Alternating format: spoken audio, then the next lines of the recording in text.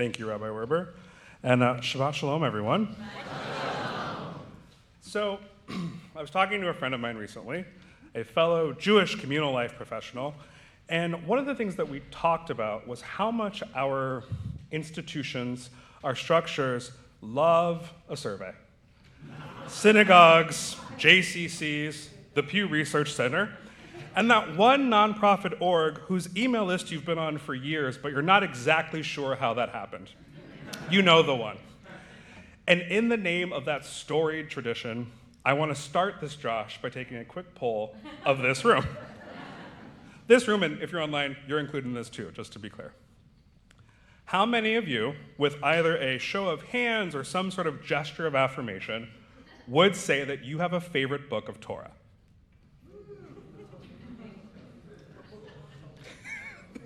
Okay. And I will say, okay, so just to further define what I mean by Torah, we're talking the whole Hebrew Bible here, all of Tanakh. Yeah, here we go. Okay. This is the enthusiasm I was looking for. Okay, so if you answer that in the affirmative, how many of you would say that that book of Torah that is your favorite is Leviticus? Okay, one. I'm putting my hand down, to be clear. Okay, we have one and maybe two halves. Okay. Okay, so I'm going to confess that I don't yet like the book of Leviticus, and I maybe never have, but I like to think that like at some point I'll get there, or that I will continue to mine this book for what it can teach me. There are lots of reasons why I've never liked this book. One of them being that pesky little verse in chapter 18 that has been used for millennia against queer communities like ours. But, this is the first parsha of Leviticus, and I'm getting ahead of myself. I am, as my best friend likes to say, borrowing trouble. That verse is several parshot away, so I'm not going to think about it. Instead, I'm going to take a breath and reground where we are right now. And I want to invite you all to take that breath with me.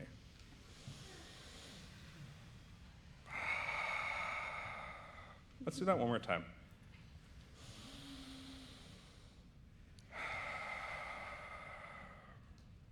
Thank you. Okay, so where we are right now is Parsha Vayikra, the first Parsha of Leviticus, which starts like this. Vayikra el Moshe v'yadaber Adonai elav me'ochel moed lemor. Adonai called to Moses from the tent of meeting, saying, we'll get to what Adonai said in a moment, but the opening of this parsha already tells us that something has fundamentally changed. When God speaks to Moses before this moment, we're used to saying something like this. Vayadober Adonai el Moshe lemor. Adonai spoke to Moses, saying. In the final parshot of Exodus, the building of the Mishkan was completed. And by this time, the Ochel Moed, the tent of meeting, is actually outside of the camp. And the end of Exodus tells us that when the Mishkan was completed, the cloud, the manifestation, came over the Ochel Moed, and Moses couldn't go in there. And at the exact same time, God's presence filled the Mishkan, and he couldn't go in there either. So the completion of the Mishkan, the place where God's presence among the Israelites can dwell, is the catalyst for this shift. And the reason for that is now that we've built this Mishkan, we have to learn what to do with it, how to use it. A few weeks ago, I confessed to this room that when I write a drash, I give it a little title, an internal title for myself. And if I could retitle this parsha, or at least give it a subtitle, it would be Everything You've Always Wanted to Know About Sacrifices and Offerings, but Were Too Afraid to Ask. When God calls to Moses from the Ochel Moed, he provides a thorough list of instructions regarding sacrifice for Moses to relay to the Israelites. These dizzying, detailed, and slightly gory explanations of the sacrificial process lend themselves actually beautifully to a flowchart. In this parsha, we are introduced to this full spectrum of sacrificial types. The Olah sacrifice, where you burn it, the mincha, or the meal offering, shlamim, the peace offering, chatat, our offerings of sin, and the asham, the guilt offering. And each one of these has a who, a what, a when, a where, and a why.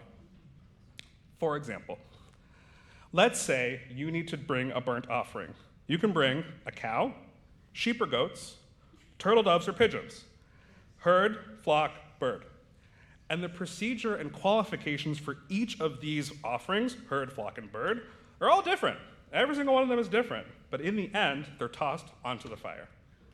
But the offering that I want to zoom in on, the teaching that really spoke to me, is about the mincha, or the meal offering. A meal offering is a choice flour of some sort mixed with oil. And you can offer it like that with frankincense. You can bake it into an unleavened cake, or something that is crepe adjacent. Heavy on the adjacent there. And I appreciate this level of specificity in Parsha Vayikra because Torah, in all its wisdom, is not always so specific. And some of us might argue that that is actually where the fun really lies. But this model of sacrifice laid out in the Parsha is the basis of the sacrificial system for when the temples stood. But as a Jewish community, again, living now, in this moment, without a temple, and therefore without a practice of ritual sacrifice, what is it that we can learn from this? If your ears perked up when I mentioned the mincha offering, that might be because you recognize this word mincha as one of the daily prayer services that the sages of the Mishnah taught us about.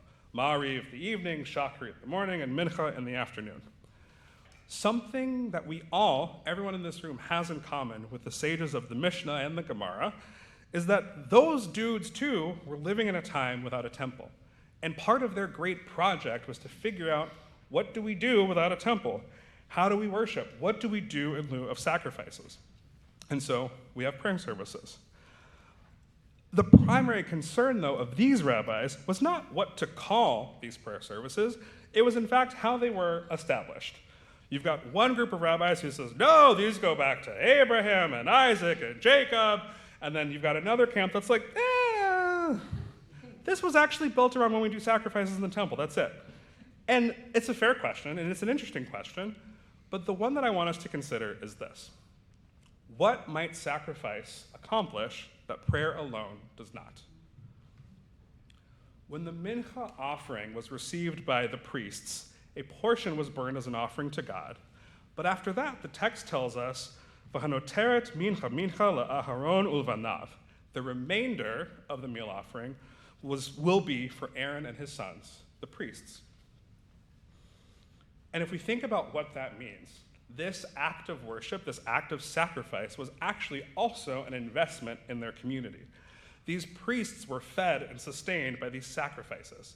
And this was an expected outcome of their worship practice, which I was really, really compelled by.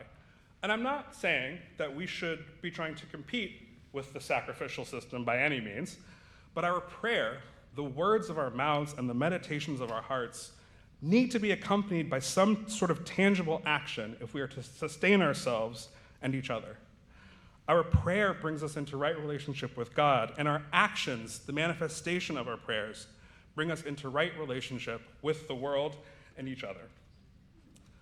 One of the Hasidic masters, Rabbi Moshe Leib of Sasov, a disciple of the Maggid of Mezrich, taught that if someone comes to you and asks for help, you will not turn that person away with pious words saying, "Have faith, God will help you." You shall act as if there was no God, as if there were only one person in all the world who could help this needy individual. Only you, yourself. I'm going to say that again.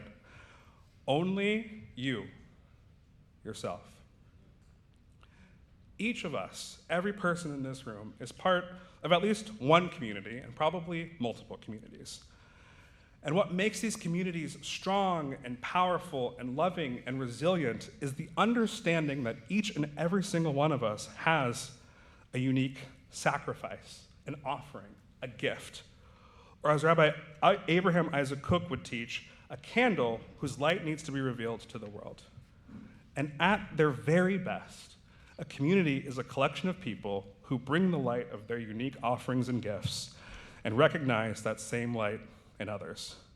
The kind of light that creates communities like this one, the kind of light that saw a furrier shop and said a synagogue should be here, the kind of light who sat in this room during Superstorm Sandy and said, you know what, this community will be here, this synagogue will stand.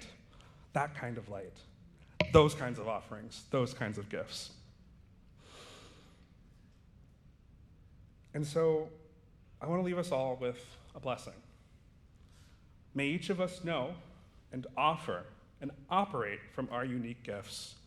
May our prayers manifest through our actions, and may our communities be sustained through the narrow places and into the expanse. Shabbat shalom.